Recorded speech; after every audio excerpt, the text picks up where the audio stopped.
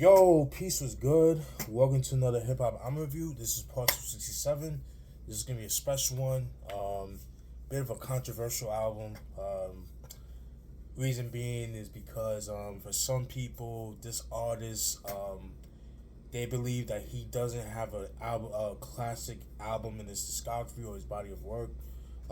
That's here and there. We're gonna find out if this particular album does fit the criteria of a classic album, the case may be.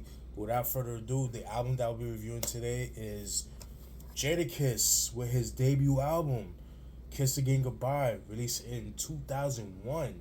Um, sorry. By now, you guys should know who Jadakiss is. I did a review on the first two Lox albums. Don't worry, I'll be doing a review on the Styles P and the Chic Loops album that came out in 2003, and Styles P, A Gangsta and the Gentleman, so definitely stay tuned for that. I'm pretty much done with the notes for, obviously, this album, the Styles P album, and I just gotta finish the Chic Loops and, just get those wrapped up within the week or two, so definitely stay tuned, alright? So, you guys should know who he is. He's practically the lead rapper, or the frontman for the hip hop group, The Lox, Living Off Experience, which is what it stands for. I did a review on the first two. I did the Money, Power, Respect, which I think is a very underrated album. The We Are the Streets album, which I think is their best album personally, both production and lyric wise. I feel like Chic Luch, he definitely redeemed himself as an MC on that album. He definitely showed improvement on that album. Pretty much the Chic Luch that we know from the mixtapes and him talking his shit. I think that Chic Luch was born on that We Are the Streets. All right. So now getting back on this album, after that, he's been featured on several projects in the Rough Rider camps. He was featured on the DMX and there was X album, obviously the We Are the Streets, the Eve's debut album, the first Riders first the Rough Riders First Lady. Forgot the actual title of that album, but that's a dope album too. I do have that. He's featured on that. Then he was also featured on the Rough Rider albums, Volume 1 and 2, and then Volume 3 ended up coming out the same year as this album. I think that album actually came out, I want to say like in the fall of 2001, because I was in high school. I was a freshman in high school when that came out. But getting back to this album, man, now we get into this right here. So Jadakiss was the hot topic throughout the late 90s and early 2000s, especially in New York. He was that dude, you know what I mean? And around that time, Rough Riders and Rockefeller were kind of going, they were bumping heads. They didn't get along, and that kind of thing. It was like more competition, a lot of darts thrown at each other, and freestyles and songs throughout, that kind of thing, part of itself. But yeah, and so finally this album came out. Came out in 2001. I remember it came out in the summer of that year. I remember because I remember at the time I was still living in Queens, but I remember I went to Florida on vacation, and then I came back, and this album was like all over New York. It was the hottest thing out. Like people, the hype for this album was like crazy. It's like one of the things you had to be there. So without further ado, let me get into the singles of the album. There's 3 singles. The singles are We're Gonna Make It, Knock Yourself Out, and Put Your Hands Up. Those are the singles of the album. Alright. Let's get into what the album looks like. So this is what the album looks like. You see Jadakiss, kind of like a paint, like a portrait, kind of like an oil canvas kind of look to it.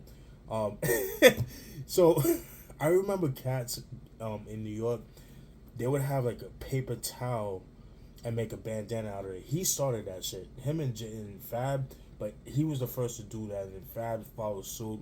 I remember I seen cats in the hood doing that. Like that's how crazy it was. I didn't do that stupid ass shit. That looks stupid now. I'm glad Jaden didn't follow that. I think it was after his first album he stopped doing that.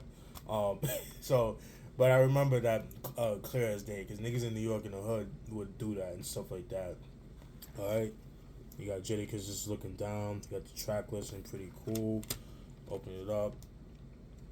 All right, it's what the C looks like. Kind of like in script, penmanship. Something that kids today I don't even think will ever learn because they don't teach penmanship in school, which is kind of sad. And you got Jadakiss just looking somewhere with his paper towel, bandana. Oh God, too funny. And then you got pictures of him. You got the track list and the production credits, all that. Okay, all right, all right, cool.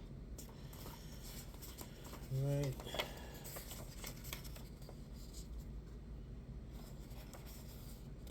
Alright. Everybody's seen this picture before. Very famous picture. That's where it came from. It's from this album. And in the back, you got like some DVDs that were supposed to come out.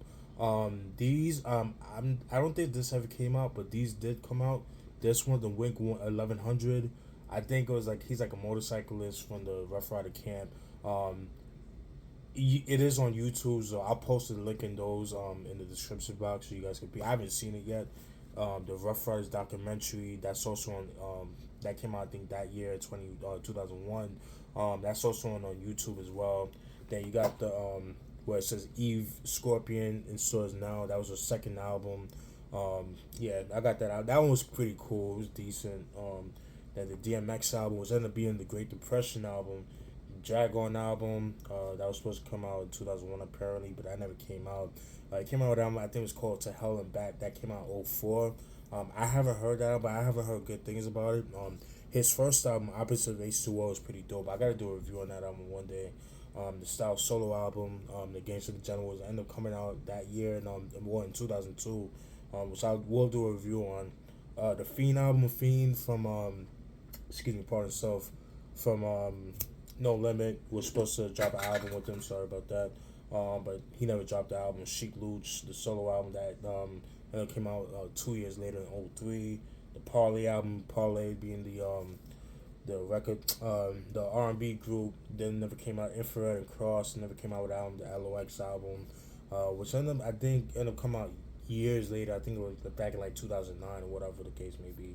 All right, so let's get into the features of the album. Features of the album. All right, we got Nas, Styles P with LOX, Chic Luch, Styles again, Parlay, Carl Thomas, um, Snoop Dogg, Nate Dogg, rest in peace to Nate Dogg, um, Chic Luch, Styles, Eve, Dragon, Infrared and Cross, Fiend, Young One, 8 Ball, 8 Ball MGG, DMX, rest in peace to DMX, and Nesby. And Nesby, I believe she was from I forgot what group she's part of. She's a let me see. She was part of the group The Sound of Blackness. So if you guys seen House Party 2, um that song that you see where I think when you see like Kid from Kid and Play like studying, like when he had that talk and he was like busting his eyes studying and played that song in the background. That she was part of the group of she was like the lead singer of that group. All right, and these like the thank yous. All right, let's get into the producers of the album. Producers Jay Ice Pick Jackson. Recipes of Ice Pick. He passed away a couple years back. Let's see who else. Swiss Beats, obviously. Mahog. Not sure who that is, but I guess he was like the in-house producer for him. Neptunes, Alchemist, DJ Premier. He comes back again. I mentioned Ice Pick again. PK Killer, very underrated producer. Definitely doesn't get his just due in my opinion. He always talks about that on Instagram. He always those like little rants like yo they don't give me no props or anything like that. They don't give me my just due. I kind of it was just sad because he definitely to me he to me definitely keeps the Rough Rider sound to the T. Even to this day. I mentioned Timberland, Wayno, Ice Pick I mentioned before, Swiss Beats I mentioned before, DJ Shock, dope producer, Swiss Beats I mentioned before, E. McCain Edition, Who else? Swiss Beats I mentioned before. Just Blaze, Fiend, Ready and Moss, Alchemist I mentioned before, and Mahog. Those are the features of the album. All right, so let's get into the meat and the potatoes, which is the you know, the track listing and all that good stuff. All right, so track one's the intro. It's pretty much Jadakiss saying, "Yo, I apologize for the wait. I just want to make sure everything's on point. Sorry for waiting for so long to put out his solo album. Because like I said at that time, the hype for Jadakiss to put out this album, sorry, to put out this album is like large. So he had to, he just apologized for the wait. So wait no longer. Here it is. All right, so that's one of those things. Track two, Jada's got a gun. Jada's got a Jada's got a gun. Yeah, dope song right there. That was produced by Swiss Beats, featuring Antoine Stanton and Eric McCain on the hook. Dope track, really dope shit. I like the line by Jadakiss when he says, "I got shit that could wake up the deaf, that'll knock the door and break up the steps. Don't even bother wearing a vest, cause these ain't the kind of slugs that is gonna lodge in your chest." Whew, fire. So that was track two, Jada's got a gun. Track three, Show Discipline. Love this song, love the beat for it. He goes ham on this, like these kids would say. I don't think kids say that anymore, but he goes hard on this song. It features Nas. Dope track right there. I forgot to mention the features, but I wrote them down in my notes. Definitely one of my favorite tracks. It uses the same sample. Like if you guys seen the movie Juice, where Q Omar Epps was getting chased by just running away from the cops and things like that. He pointed the gun at the homeless guy. He's like, "Don't shoot, don't shoot," and he throws the gun.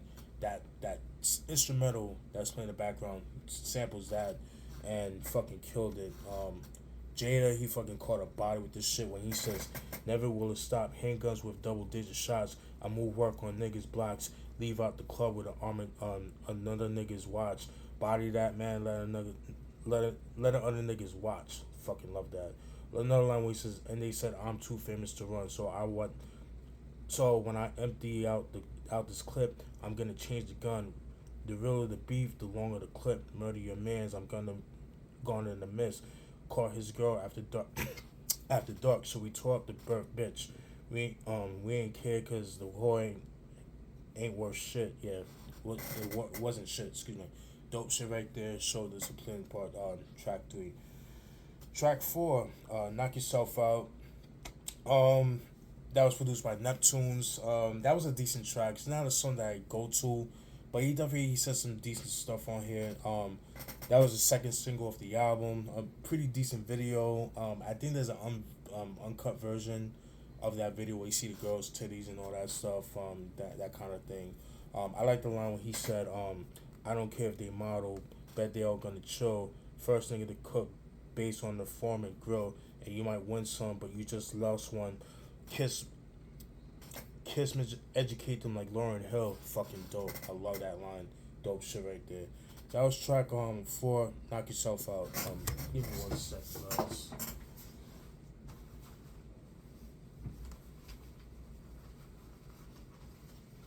I gotta get my pen when I read. Alright, so that's track four, Knock Yourself Out. Track five, We Gonna Make It. That was actually the first single of the album. One of my favorite tracks.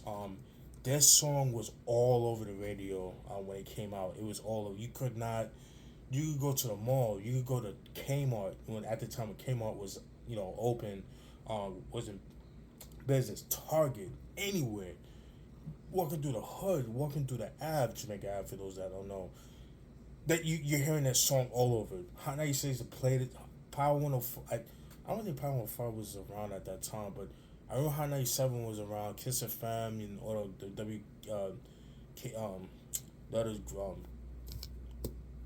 Kiss FM, Hot 97, WBLS. Thank you, WBLS. Was popping off, and they would play that song like crazy. one of my favorite tracks of Ryan. I love the back and forth between them. So there's a little difference with that song. Okay, so in the video version, Eve is on the track, is on the song, and I think Sheik Luch is on the video. But in the album version, it's just Styles P and Jadakiss.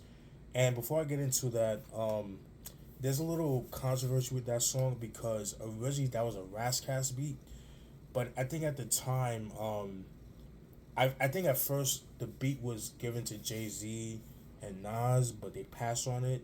But then he ended up giving it to Rascast. But I think at the time, Rascast, if memory shows me correctly, I think he was taking too long. Like he didn't have the funds to give Alchemist the beat, whatever the case may be. So Jadakiss, he met with Alchemist, heard the beat and he fucking did what he did, and because of that, there was like a little beef between Alchemist and Rascals and that kind of thing. Because of that, I mean that squad's been this since then. Excuse me. I heard the version with Rascals. I didn't really like him, to keep it real, but I will post it in the description box so you guys can hear it. But I didn't really care for that version. I think Jadakiss, it fits Jadakiss to the T. He fucking murdered Styles P, killed it as well. Um, I like the line where where he said, "Might find your man dead in the ocean. Dead rappers get better promotion." Love that, and it's so true. Another line where he says, "Put your face in the ground, cause my shells is expensive. You know exactly why when you young and extensive. My fellas is offensive. Lucky cause I got the guns that crack your back, but that's not what I prefer. I motherfucking crack. Whew, I manufacture crack. Fire. Love that shit." So that was track 5. We gonna make it. Track 6. None of y'all better. I fucking love this song. So another song. Let me just for the water. Sorry. So another story I heard about this song was that I believe when DJ Premier, when they did Recognize, I think that was the other beat that was supposed to be, I guess, on We Are the Streets, or it was a song that DJ Premier just gave to Jadakiss, but they liked the beat so much they jumped on it. But it was originally supposed to be a solo track for Jadakiss, but they liked the beat so much they fucking murdered it. They all killed it. To me, I've always felt like this song was like the continuation of Recognize. It was like Recognize Part 2, my personal opinion. Because it features Styles P and Sheik Luch. Jadakiss fucking caught a body with this song. Love the line. He says, "Hey yo, the dope's in the rice, the coke's in the Pyrex over the stove, and I'm about to hit it with the ice. Runners love to pump the bomb. Ain't no more fair ones. Niggas will jump your mom. The God, the minus is 12 disciples. I pop up, all you see is shells and rifles. If I don't like you, I'ma kill you, not fight you. I bite a little piece of you, if like Mike do." Yo, he fucking killed that. If I play that song now, I could recite that line with the beat, like with the song and shit like that. So, love that. He fucking killed that. That's definitely like verse of the year. Track 6, none of y'all better. Track 7, track 7, Stick Yourself, is a skit. It's pretty much this pimp, beating up one of his chicks because she didn't get enough money for him. You know how that goes. The pedigree with them pimps, man. Pimps end up getting jumped by the attackers. The attackers tell him to stab himself, and then he ends up getting killed. So that kind of thing. So whatever. So that was track 7. Kind of pointless. I don't know why they had that there, but it was a hype. Whatever. That didn't do anything for me. On track 8, I'm a Gangster, featuring Parlay. That was produced by Pete Killer. Dope track. I didn't really write any lyrics for that. It was cool. You know what I mean? Track 9, Nasty Girl. That's a song that was okay. That was produced by Timbaland. It featured Carl Thomas. That's a song I don't really go to. It's like a skip track. I usually skip this track, but I could definitely see that being like an instrument, like a single. It has that potential to that, especially at that time. But that's a song I kind of skipped to, so I didn't really care for that. Track 10, Put Your Hands Up, which I believe was the last single of the album. Love the beat. I love the beat for it. Love the video for it. It's pretty dope. It uses the Jackson 5 sample. It's been used a couple of times, but very dope. One of my favorite tracks of the album too. Love the line when he said, "And y'all scared? I can tell. I'm gonna get bucks like Millie Walk. Like Miller Walk. No, let me repeat that. Sorry. And y'all scared? I can tell that I'm gonna get bucks like Milwaukee because I like Sam. I could sell. I'm that nigga. Y'all know that. Bang you in the yard and slide off on the early. Go back in the streets. I can flash a cannon like Kodak and I spray three. So say cheese. I already told you I'm looking for enemies. Woo, killed that. Ooh, killed that shit. Dope shit. Track 11, Jay Jerkin skit is a skit. Um, I've always felt like it was kind of like a continuation of Raping You records, kind of the same concept. Um, it's just like I said, it's like a sequel to that. Um, yeah, pretty much just the rapper. It's a lot more funnier compared to Raping You. Jay Hood is actually the rapper rapping to them and that kind of thing. So it was pretty funny, pretty cool. All right. Um, yeah, that was cool. Track 12, On My Way, produced by Swiss Beats, featuring Swiss Beats. It's a dope track. In this track, he takes shots at Beanie Siegel because at that time they were going at it, things like that. So I didn't really write any stuff to it, but just like some of the lines that he said, you could tell he was he excuse me, that he was going at them. All right. So that's track 12, On My Way. Track 13, Cruising, featuring Nate Dogg, recipes to Nate Dogg. No, I'm sorry, Snoop Dogg, excuse me. That's produced by DJ Shock. Not one of my favorite tracks of the album. I could have done without that, honestly. So that was Cruising. Track 14, Kisses Spittin'. That was produced by Eric McCain and Swiss Beats. It features Nate Dogg. It uses the same sample as Regulate by Warren G. The Michael McDonald song. Keep on forgetting that song. That's a classic song right there. Dope track. One of my favorite tracks of the album. That easy could have been a single in my opinion. Love the line when he says, "Confiscate your whip. You think you a player? I could confiscate your bitch, take her and slay her. If a nigga nicer than me, then Christ is here. You got something in the back, then the dice is here." Killed that. Fucking dope shit. So that was track 14. Kisses Spittin'. Dope shit. Track 15. Fucking a what? Dope track. It's a sex track. I didn't really write anything to it. That was produced by Swiss Beats. Track 16. It is time I see you. That's produced by Just Blaze. It's a posse cut. It features Styles P, Chic Luch, Eve, Dragon, Sean Cross, and Infrared. Dope track. Definitely one of my favorite tracks of the album. Like the beat. Love the line by Jadakiss when he said, "This is how we even the bets. I kill everything you love, dog. Right now, even the pets. Everything got doves on it. Even the vets. So close then, so wide. Even the sets. Cause the bullets is like calisthenics. When I'm squirting, when they starting hurting, that means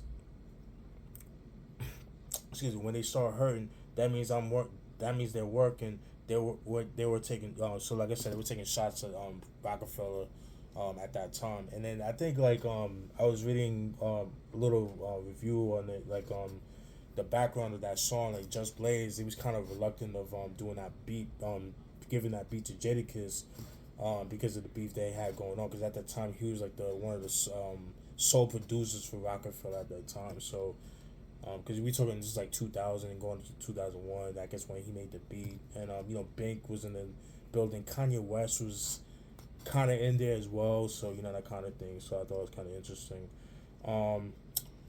Track 17, What You Ride For, that was produced by Fiend.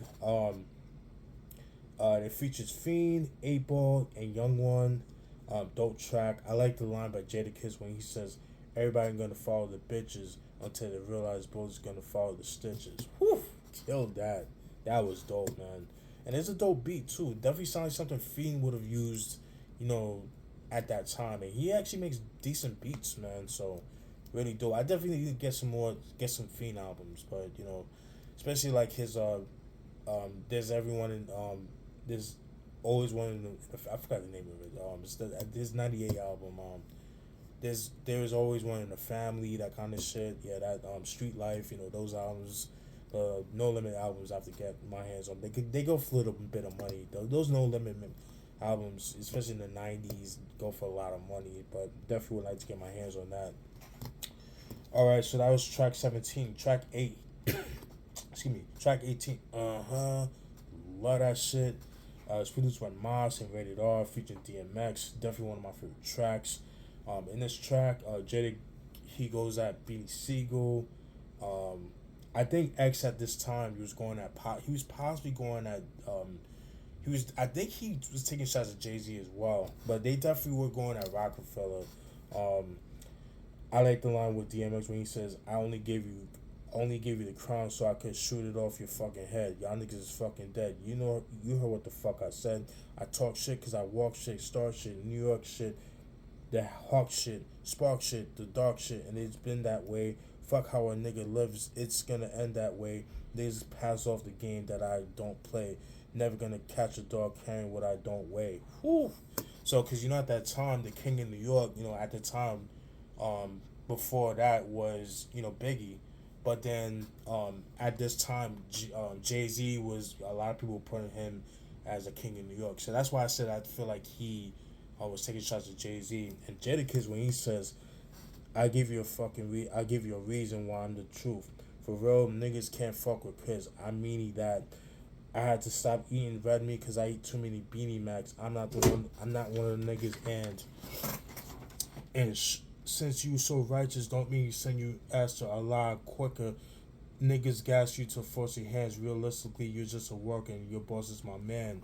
So in that line, when he says I give you a reason, that was Beanie Siegel's second album that dropped in 2001, and he says why I'm the truth. The truth was Beanie Siegel's first album that came out in 2000, and then the Beanie Mac. I like that line, and then he talks about how realistically you're just working, your boss is my man. So he talks about him being friends with Jay-Z and Dame Dash and that kind of thing.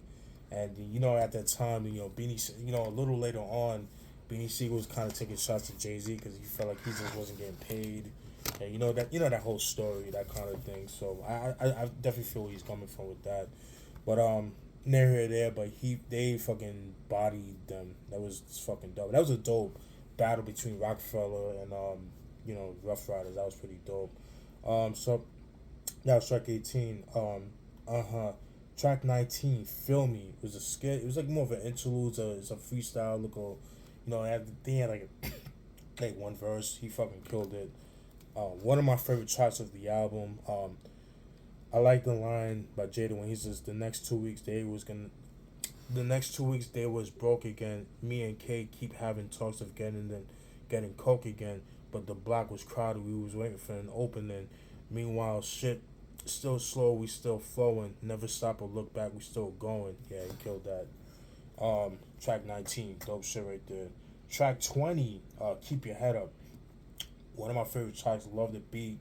So like I said before earlier when I talked to you guys about Ann Nesby, she was the lead singer of the group Sounds of Blackness. It was a song. What was the song that they I forgot the name of the song, but like I said before, Optimistic by the Sounds of Blackness. Like I said before, in this song he talks about he collaborated Ann Nesby, who was the lead singer of Sounds of Blackness, and the song Optimistic. And like I said, that's a song that when you see kid like like studying and things like that after he had that talk with his professor, and he's doing this thing, do what you got to do in college, and they were playing that song throughout that scene in House Party 2.